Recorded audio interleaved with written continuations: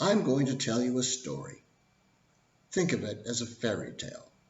That's a story that originated a very long time ago. Mostly we think of fairy tales as just stories, but often they have an element of truth, and that truth is often just not very nice. We have a very old fairy tale called Hansel and Gretel. It originated in Germany long ago when times were very hard. Now, this is important. Do not confuse it with the movie Hansel and Gretel Witch Hunters, which is totally awesome. And if you have not seen it, you totally should. But I digress.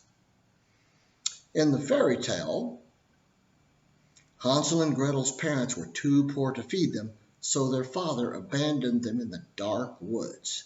They wandered until they finally found a house. The house was made of gingerbread, which is a form of cake that is quite delicious. Never mind that gingerbread would be a terrible architectural material, that is, a very bad thing to build a house from because it would melt in the rain.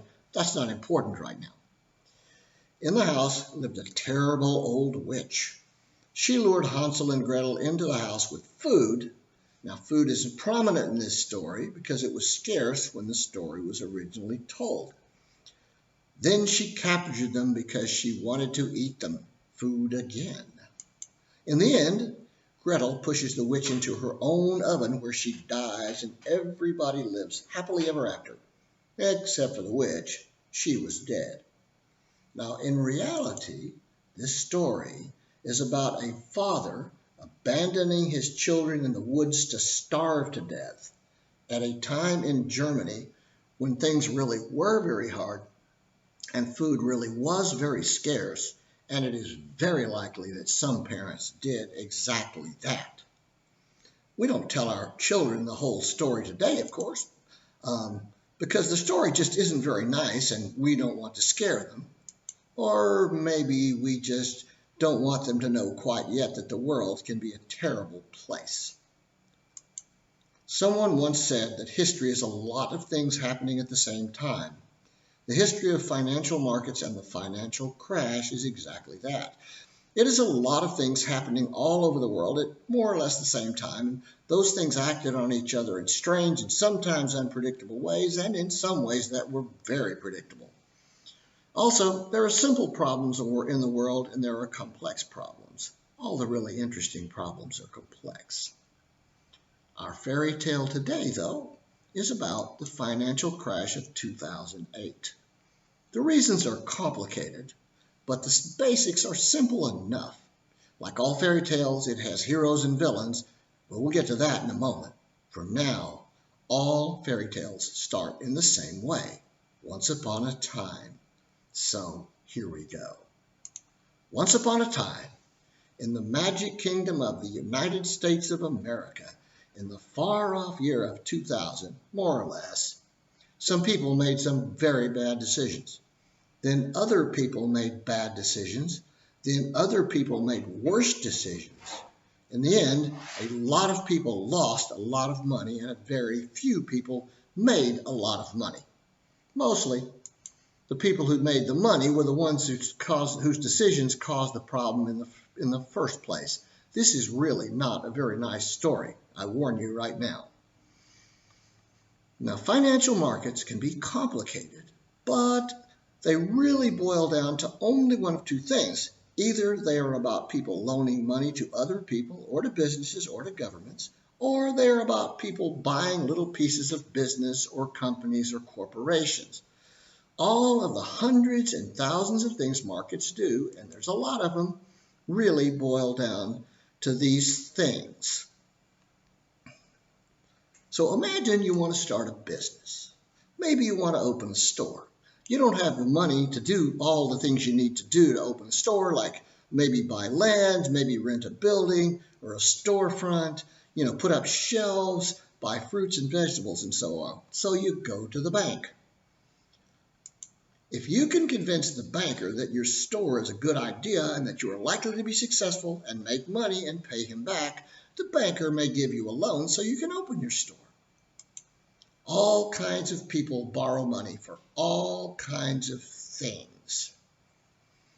People borrow money to buy houses and start businesses. Corporations borrow money to finance all the things corporations do. Governments borrow money to finance all the things governments do. Now, when I loan you money, you promise to pay me back. Sometimes that promise is very informal. I say, I will loan you $20, and you say you will pay me back. Maybe with interest for my trouble, maybe not. Sometimes, especially with larger sums, the promise is more formal and is in the form of a written document called a contract. Under the law, a contract is really nothing more than a legally enforceable promise.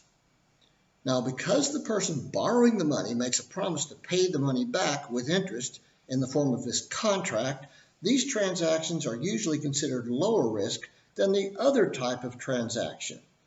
And because they are lower risk, they generally are expected to pay smaller return to the lender than the other form, which is buying ownership. You see, in finance, risk and potential reward are very closely related. You might say they're intertwined. The greater the risk you take in giving the person or the corporation or the government money, the more potential rewards you expect. In fact, that risk-reward relationship is one of the constants of finance. Well, it was until it wasn't. Remember this because we're going to come back to it a lot. Now, the other thing that people do with money is they buy tiny parts of businesses or corporations. I give a corporation money, and the corporation gives me something back saying I own a tiny bit of the corporation. In the old days, these were all on paper. Now they're all electronic. So, imagine you're starting a store. I tell you I will buy 10% of your business. As your business grows and becomes worth more, my 10% will be worth more. If your store does well, my investment may be worth a lot more. So maybe I keep it, maybe I sell it to someone else for more than I paid for it. But maybe your store doesn't do well. Now my 10% is worth less. Maybe your store goes out of business entirely and my 10% is worth nothing. So in a sense, I am taking the same risk you are. Now, because ownership generally involves more risk than making a loan where the person is obligated to pay me back, at least if they can, I expect to get more profit from my investment in return, that is, if I get any profit at all. It's risk versus reward all over again. There are lots and lots of products in financial markets, stocks, bonds, mutual funds, all kinds of things. But they really come down to three things: lending money, buying part of a business, and risk versus potential reward.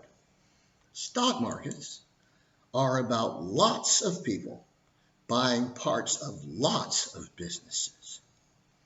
In 1929, there was a stock market crash that ushered in a worldwide depression that lasted 10 years and brought misery to millions of people. The reasons for that crash are complicated, but what concerns us now is what happened as a result. In 1933, Congress, under the leadership of one of our greatest presidents, at least in my opinion, Franklin Delano Roosevelt, passed a law called the Glass-Steagall Act. As a result of the stock market crash, many banks had collapsed and people had lost a lot of money. Roosevelt knew that confidence in the banks had to be restored. Now, it turns out there are really two types of banking. The first is called consumer banking. That's where you would have gone to borrow the money for your store, probably. It's where you would go if you wanted to borrow money to buy a house, or at least it was in the old days. It's what people mostly think of when they think of banking.